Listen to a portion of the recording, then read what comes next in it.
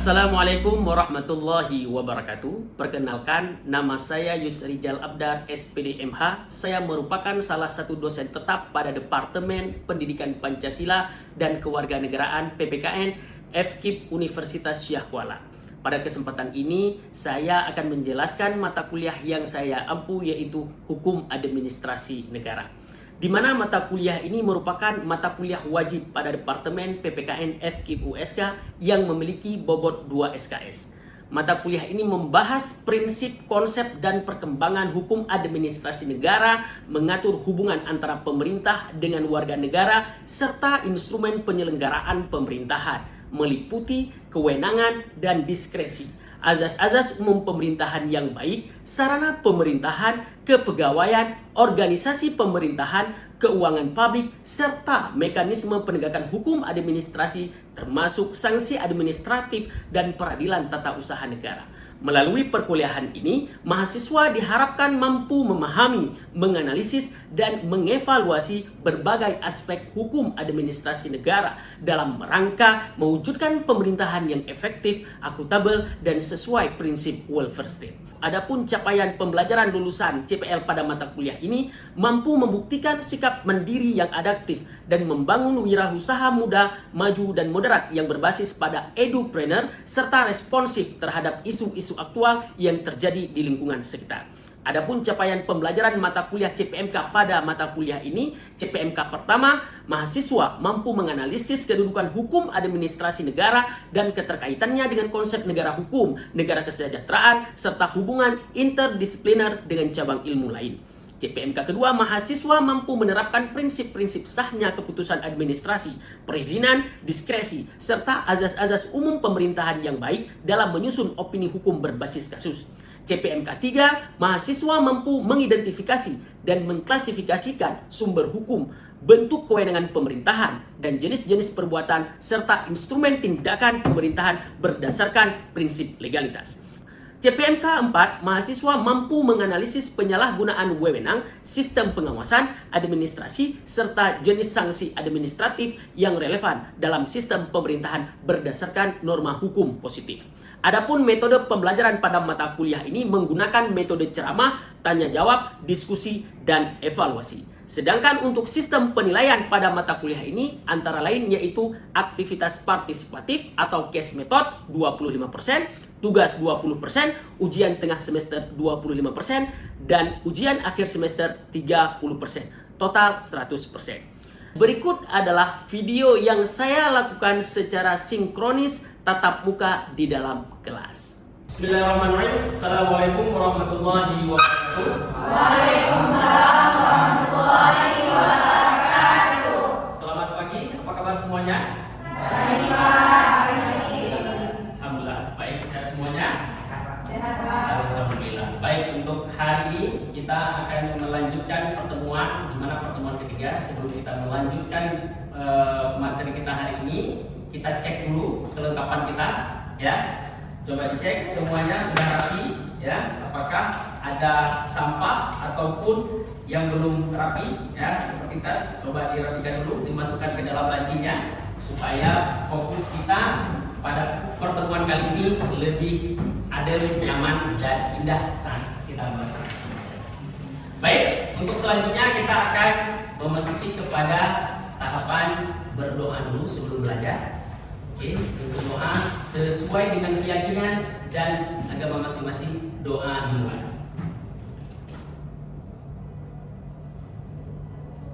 Amin, doa selesai. Baik, untuk hari ini Bapak akan bertanya dulu, apakah sudah sarapan semuanya?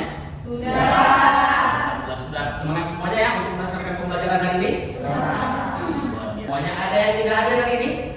Tidak Pak. Nah, Komnasnya Zulfan ya? Oke, alhamdulillah hadir semuanya. Oke, alhamdulillah tidak ada yang berhalangan. Baik, luar biasa. Nah, sebelum kita memasuki ke materi kita hari ini, yaitu azas-azas hukum administrasi negara, maka Bapak ingin bertanya dulu kepada saudara-saudara. Pada pertemuan sebelumnya kita sudah membahas yang terkait dengan pengertian hukum administrasi negara atau ruang lingkup administrasi negara. Nah, bagaimana menurut saudara-saudara yang saudara pahami apa itu pengertian dari hukum administrasi negara? Ya, silakan. Jadi hukum administrasi negara adalah cara hukum yang mengatur hubungan antara pemerintah dan alat administrasi negara dan warga negara, serta mengatur cara pemerintah menjalankan tugas dan wewenangnya dalam penyelenggaraan pemerintah. Baik, luar biasa ya, dapat dipahami. Ada lagi yang ingin menambahkan? Ya, silakan. Hukum administrasi negara adalah cara hukum yang mengatur tugas, kewenangan, dan tindakan pemerintah dalam menjalankan pemerintahan serta hubungan antara pemerintah dan masyarakat. Baik, luar biasa ya.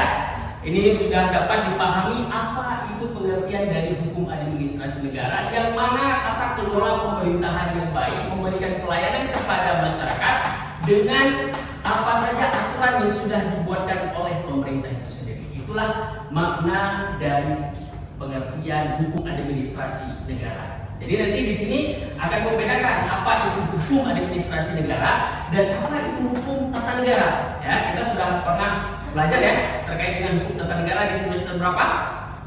Semester 4.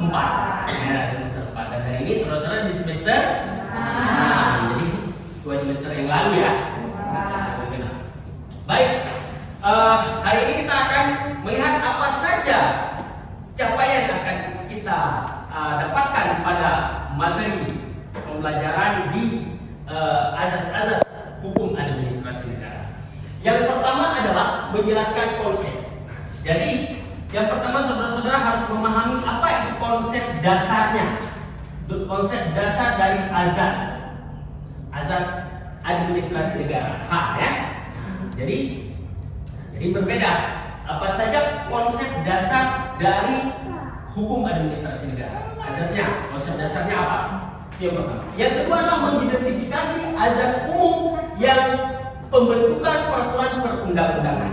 Nah, jadi ini di mana undang-undang ya nomor 13 tahun 2022 terkait dengan pembentukan peraturan perundang-undangan di Indonesia.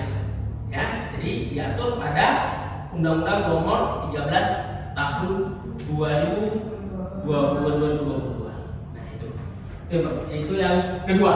Kemudian yang ketiga menjelaskan azas umum pemerintahan yang baik atau disingkat dengan AUPB. Nah, dalam penyelenggaraan pemerintahan. Jadi ada AUPB-nya. Jadi di sini akan kita pahami apa saja azas umum pemerintahan yang baik ya. AUPB. Kemudian yang keempat menganalisis fungsi azas dalam praktik administrasi negara. Jadi ada apa saja fungsinya? Nah, fungsi dari azasnya. Fungsi dari azas administrasi negara. Yang kelima adalah mengaitkan azas-azas tersebut dengan prinsip good governance. Jadi ada kata-kata good governance. Nah, jadi semua 5 macam ini akan kita bahas pada materi kita. Jadi saudara-saudara harus dapat memahami, dapat mempelajarinya dengan maksimal pada pembelajaran materi ini. Baik. Yang pertama adalah pengertian dari azas hukum administrasi negara. Nah, secara pengertian azas adalah prinsip ya, prinsip dasar yang menjadi landasan penyelenggaraan pemerintahan dan pelaksanaan kewenangan administrasi negara. Dalam istilah asing disebut dengan Begensel atau diambil dari kata begin. Artinya apa? Permulaan. Itu bahasa apa itu? Inggris. Begin, to begin. Kita memulai, ya.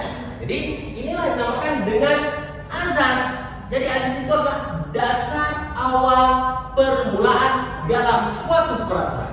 Jadi nanti akan membedakan apa itu prinsip, apa itu norma, dan apa itu kaidah. Jadi ini akan sama, bahkan juga bisa dibedakan dalam konsep hukum. Baik, menurut saudara, mengapa tindakan pemerintah harus dibatasi oleh hukum dan azas tertentu? Siapa yang bisa jawab? Oke, ini dulu. Agar kayak yang Bapak bilang tadi, kekuasaan itu tidak digunakan secara sewenang-wenangnya, Pak. Mereka menggunakan kekuasaan itu hanya untuk kepentingan mereka dan kepentingan keluarga mereka saja. Jadi mereka tidak mementingkan rakyat, hanya mementingkan diri mereka dan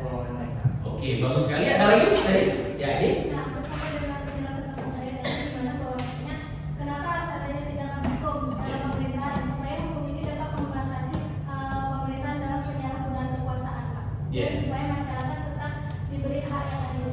Bagus. Ada lagi? Sebelah sini ya. Silakan. Pak, tindakan pemerintah itu perlu dibatasi oleh hukum karena asas-asas tertentu agar kekuasaan dapat digunakan dengan benar dan tidak merugikan masyarakat. Nah, dalam hukum administrasi negara, pembatasan ini penting untuk menjaga keadilan, ketertiban, dan melindungi hak warga negara. Ya, bagus sekali. Sudah dapat dipahami dengan pengertian azas hukum administrasi negara ini saja, saudara-saudara sudah dapat memahami 4 komponen ini. Penting sekali untuk membatasi geraknya pemerintah bukan dengan kebebasan apa yang diharapkan oleh pemerintah. Agar dapat memahami berbagai azas-azas hukum administrasi negara ini, dibagi beberapa macam azas menurut Bahsa Mustafa. Azas-azas HAM atau administrasi negara ini dibagi atas 4 macam. Yang pertama ada azas legalitas, yang kedua ada determinate de power, yang ketiga ada excess de power, dan yang keempat adalah non diskriminatif. Jadi ada 4 macam. Jadi apa itu azas legalitas? Nah, legalitas. Jadi ketika kita berbicara legalitas ini merupakan azas yang murni untuk menjaga perbuatan administrasi berdasarkan hukum. Ada dasar hukum, ya, ada dasar hukum yang dijalankan oleh pemerintah. Jadi legal, tidak boleh dia menjalankan kebijakan ataupun pelaksanaan tugas tanpa ada dasar hukum yang jelas. Kemudian ada determinate de power, tidak boleh menyalahgunakan kekuasaan atau menyelewengkan tadi, ya kan? Tidak boleh menyelewengkan peraturan. Kemudian ada excess de power. Apa itu excess de power? Tidak boleh menyerobot wewenang administrasi negara. Tadi yang pertama tidak boleh menyalahgunakan kekuasaan, kemudian tidak boleh menyerobot. Arti menyerobot yang bukan tempatnya. Kita sudah mempelajari konsep pembagian kekuasaan pada teori apa? Ya, yang dikembangkan oleh Montesquieu dengan teori trias politika. Ada pembagian kekuasaan. Pembagian ada berapa macam? 3. Apa aja? Ada legislatif, Oke. Kemudian eksekutif. legislatif, yudikatif, eksekutif. Ya, ada 3 macam. Jadi di dalam hukum administrasi negara ini lebih ditekankan adalah pada bagian eksekutifnya. Artinya pemerintahan yang menjalankan tugas dari tingkat presiden sampai dengan tatanan paling rendah di kelurahan atau desa, seperti itu ya. Kemudian juga diperbantukan oleh siapa? Oleh legislatif, ya. Kemudian diawasi oleh yudikatif. Kemudian yang keempat adalah non diskriminatif. Jadi tidak boleh diskriminatif. Nah, artinya diskriminatif ini adalah menindas atau tidak menyamakan kesamaan hak warga negara. Jadi harus bersama-sama, harus menjunjung tinggi nilai-nilai keadilan sesuai dengan konsep ideologi Pancasila. Kemudian ada lex specialis derogat legi generalis atau lex generalis. Artinya apa? Undang-undang khusus menyampingkan undang-undang umum jika perbuatannya sama. Artinya apa? Di sini undang-undang khusus dapat menyampingkan undang-undang yang umum, gitu. Seperti kita Aceh. Kita Aceh memiliki undang-undang pemerintahan undang-undang UPA, ya kan?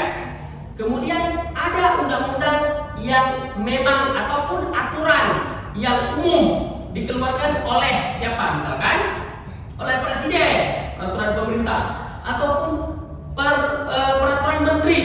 Nah, secara hierarkis hukum, undang-undang khusus itu akan menentukan undang-undang yang umum. Umum itu misalkan presiden menyerukan kepada seluruh warga negaranya, ya.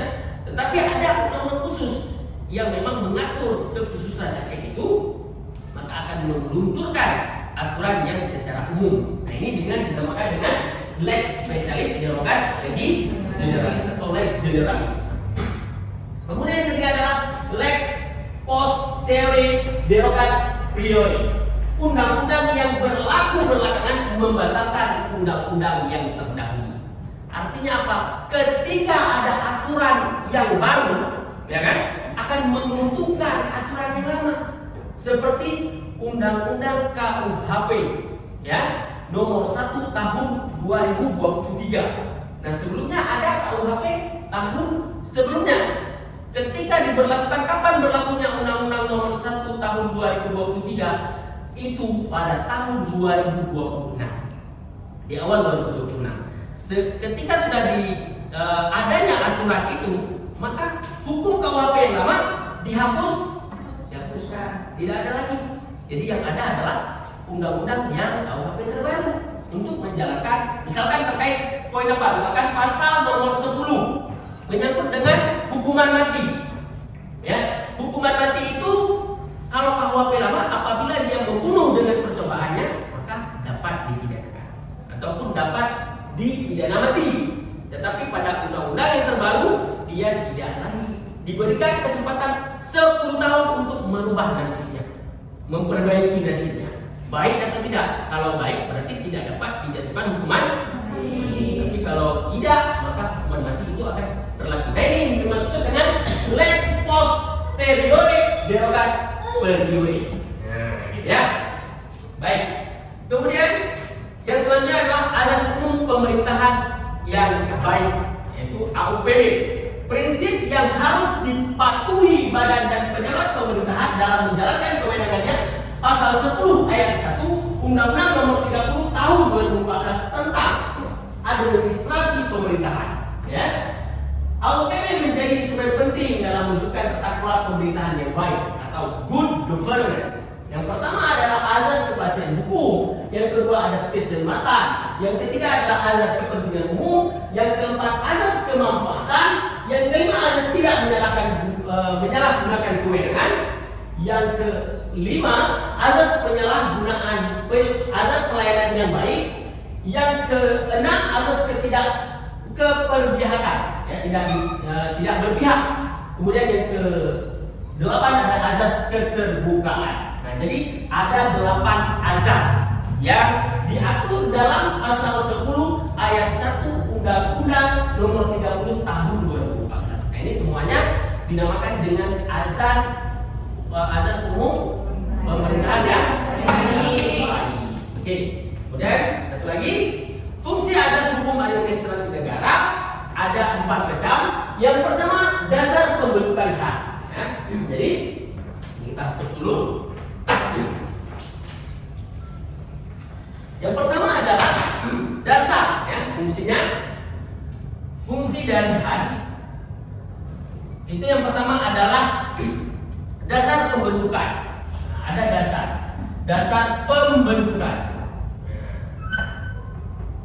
Yang kedua adanya terkait dengan koordinasi rasional. Ada koordinasi rasional.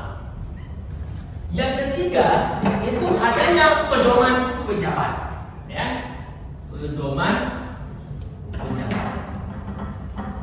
Dan yang keempat adanya kewibawaan dan kepercayaan, ya, kewibawaan atau kepercayaan. Nah, keempat macam ini adalah fungsi dari azas hukum administrasi negara. Jadi bagaimana fungsi itu dapat dijalankan dengan dasar apa? Dalam pembentukan hukum administrasi negara. Ini ada dasar. Jadi tidak serta-merta membuat hukum itu sesuka hati pejabat itu sendiri. Jadi harus ada acuan tadi sesuai dengan Undang-Undang nomor 13 tahun 2022. Sekarang kita akan memberikan kesempatan pada saudara-saudara untuk bertanya. Silakan. Ya, silakan. Apakah jika hukum yang ditetapkan kepada dia atau ketika dia diberikan hukuman itu tidak pasti, apakah itu akan menunjukkan kepercayaan masyarakat kepada hukum dan kepada pejabat itu sendiri, Pak? Oke, baik. Artinya pemerintah itu sudah menjalankan tugas, namun seiring dalam tugas itu terdapat penyelewengan, ya, penyelewengan yang dilakukan oleh pemerintah sehingga masyarakat menjadi antara percaya atau tidaknya. Nah, ini kembali lagi kepada prinsip dasarnya. Kalau prinsip dasarnya azasnya adalah menjaga kepastian hukum dan menjaga kepercayaan masyarakat, maka di sini si pemerintah sudah melunturkan azas itu sendiri sesuai dengan hukum administrasi negara. Dalam konteks ini masyarakat bisa menjadikan dua opsi. Apakah opsi dengan mempercayai menjalankan tugas pemerintah itu dengan baik ataupun dengan tidak baik. Apabila tidak baik, maka kepercayaan masyarakat akan runtuh dan tidak dapat dipercayakan lagi. Dan itu sesuai dengan fungsi dari hukum administrasi negara. Artinya harus ada kewibawaan dan kepercayaan terhadap masyarakat. Jadi antara satu azas dengan azas yang lain saling keterkaitan. Jadi apabila satu runtuh, maka yang lainnya juga akan mengikuti. Nah, jadi sebab akibat akan didapatkan oleh pemerintah itu sendiri. Baik, mungkin kita cukupkan dulu untuk bertanya. Sekarang kita akan bagikan kelompok untuk kita diskusi terkait dengan pembelajaran hari ini. Baik, saudara-saudara, untuk sekarang kita akan memberikan tugas kelompok diskusi yang mana di sini saudara-saudara harus menyelesaikan satu kasus yang mana seorang kepala dinas menerbitkan izin usaha kepada kerabatnya, tanpa memenuhi syarat administrasi yang berlaku. Akibatnya masyarakat sekitar merasa dirugikan dan mengajukan keberatan. Ya, itu pernyataan seperti kasusnya. Jadi apa yang harus saudara-saudara lakukan? Yang pertama adalah azas apa yang dilanggar dalam kasus tersebut. Yang pertama. Yang kedua, apakah terdapat penyalahgunaan kewenangan? Yang ketiga, bagaimana seharusnya pejabat tersebut bertindak? Dan yang keempat, apa bentuk perlindungan hukum bagi masyarakat yang dirugikan? Kemudian nanti saudara-saudara berdiskusi, kemudian menuliskan hasil analisisnya dan menyampaikan hasil diskusi secara singkat. Baik, sudah dapat dipahami? Baik, kita berikan untuk mengerjakan diskusinya. Silakan. Silakan. Sudah ya? Oke. Analisis kasusnya dulu ya, supaya dapat dipahami. Kemudian nanti baru dibuatkan ke dalam kerangka pemikirannya bagaimana satu kasus dengan kasus yang lainnya terkait dengan asas-asas yang bersangkutan, gitu ya. Oke, dikaitkan. Gimana? Ada yang terdapat bingung? Ini agak sebenarnya masih nyaman. Dapat dipahami ya? Terkait dengan AUPB itu ada 8 macam itu dikaitkan nanti. Jadi antara satu azas AUPB dengan AUPB yang lain, kemudian dengan fungsi HAN juga, fungsi dari azas HAN itu juga dikaitkan. Apakah melanggar atau tidak? Jadi poin yang mana yang dilanggar? Ya Pak, Ya. itu kan tadi ada studi kasusnya kan. Berarti azas yang kita pertanyakan itu apakah kepala dinas itu melakukan kesalahan atau Iya, dikaitkan asas antara satu azas dengan asas yang lainnya tadi, ya kan?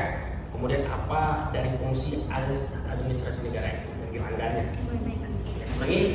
Oke, baik saudara-saudara, untuk diskusinya sudah selesai semuanya. Sekarang kita lanjutkan presentasi dari kelompok 1 manusia. Silakan. Baik, Berdiri. Berdiri. Oke. baik, saya perkenalkan nama saya Nadia, saya perwakilan dari kelompok 1. Jadi dari studi kasus tadi, asas yang dilanggar itu ada asas kepastian hukum dan asas penyalahgunaan wewenang. Jadi kedua asas ini yang dilanggar dari studi kasus yang kami pahami tadi. Oke, baik.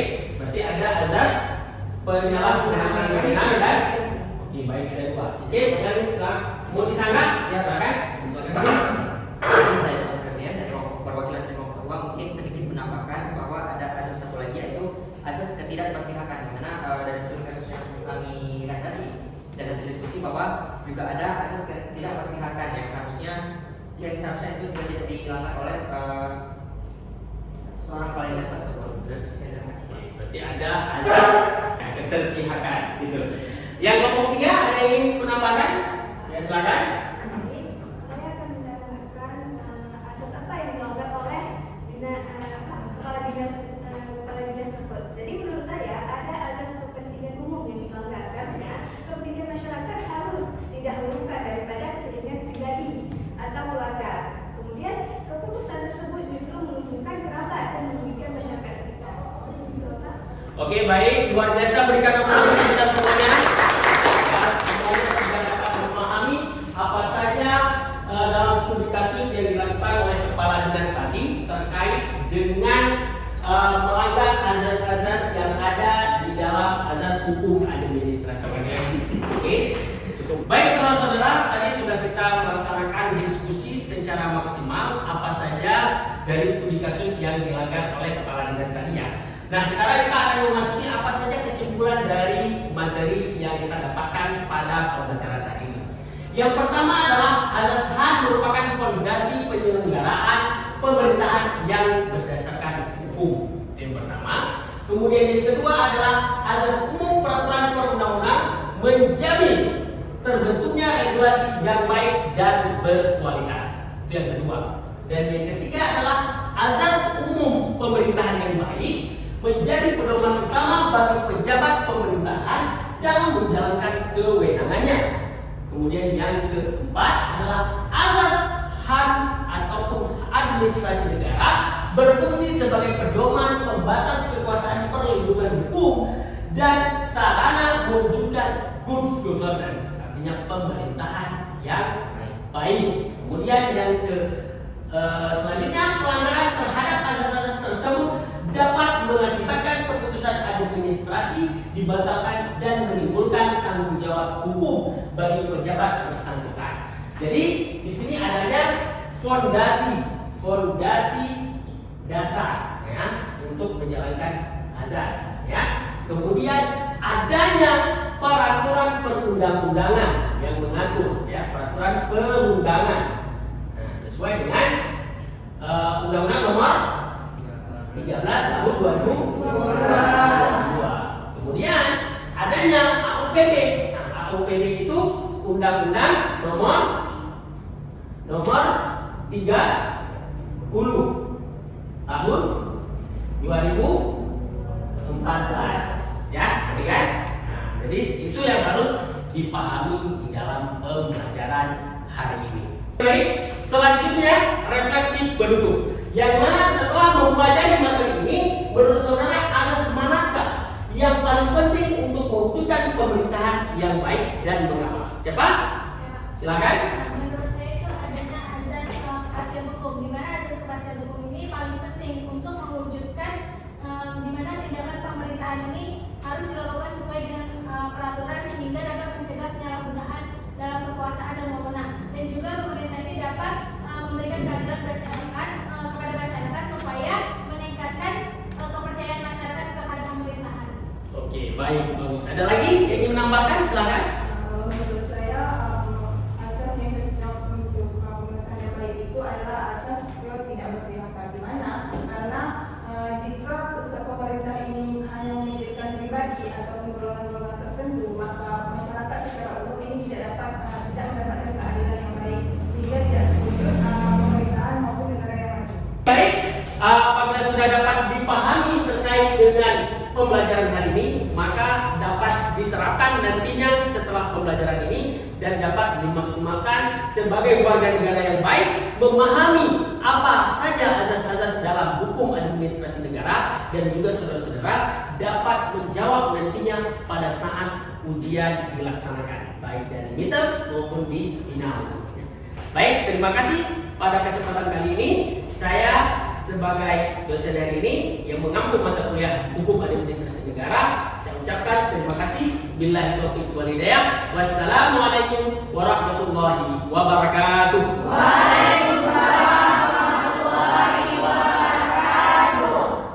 Demikianlah deskripsi singkat tentang pembelajaran mata kuliah Hukum Administrasi Negara yang saya lakukan. Semoga mendapatkan gambaran tentang kegiatan pendidikan dan pengajaran pada Departemen Pendidikan Pancasila dan Kewarganegaraan PPKN Fakultas Keguruan dan Ilmu Pendidikan Universitas Syah Kuala. Akhir kata, saya ucapkan terima kasih. Wabillahi taufiq wal hidayah. Wassalamualaikum warahmatullahi wabarakatuh.